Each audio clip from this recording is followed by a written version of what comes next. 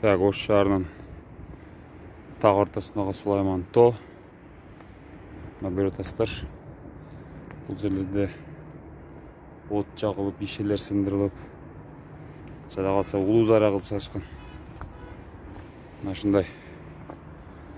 Андыктан мына ушул жерге келип эс алган эс алуучулар, шаардыктар же меймандар тазалыкты сактасаңыздар. Бул жакта да пакеттер жатат, силикон. Анан Сулайман тоонун жетекчилиги дагы мына ушул нерсени өзгөчө көңүл буруп карап койсоңуздар. Туура эмес да, мына ишелер жатат, өрттөлүптүр булар. Күйүп. Уят.